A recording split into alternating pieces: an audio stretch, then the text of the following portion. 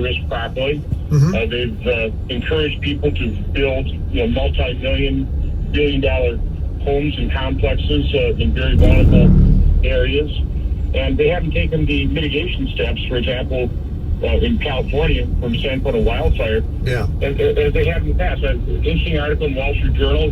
California used to have 4.5 million acres per year burned.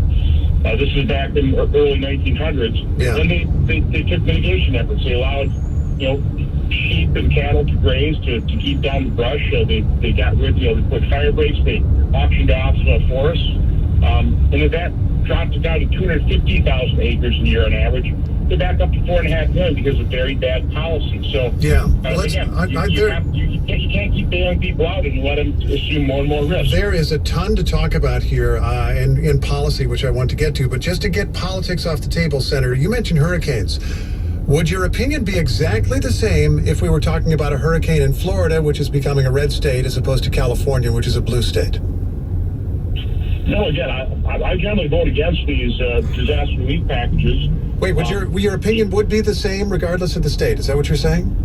Right. Again, we have to stop creating moral hazard. We have to get people to assess and take on the risk themselves, as opposed to just transfer it to the federal government all the time. Again, this is people building flood zones. People build very expensive structures that aren't properly protected or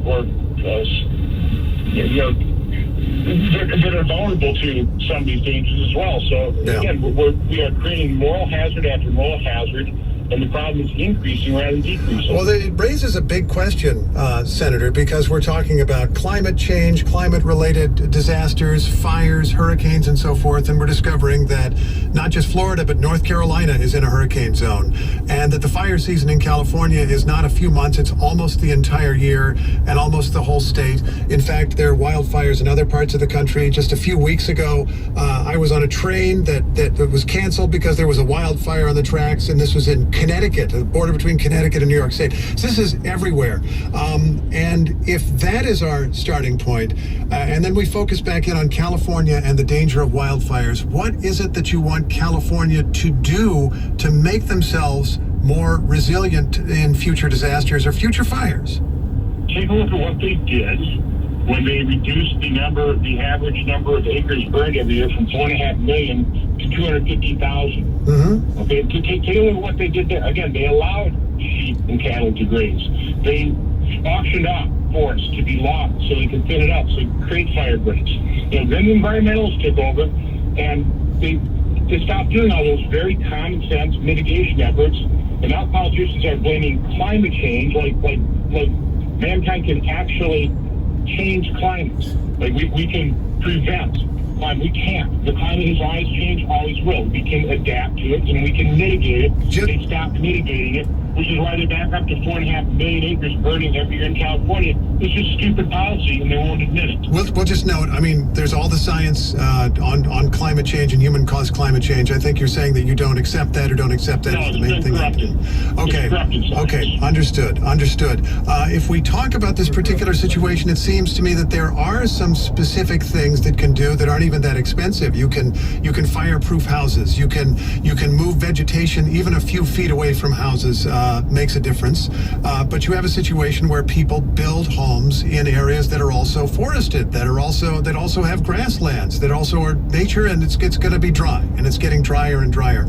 Are there specific things then that you would call for Californians to do in terms of building codes, in terms of the way that they put communities together, or is it simply a matter, as you say, of sending out sheep to graze? Well, listen, I do think that tile roofs are probably better than cedar shake roofs.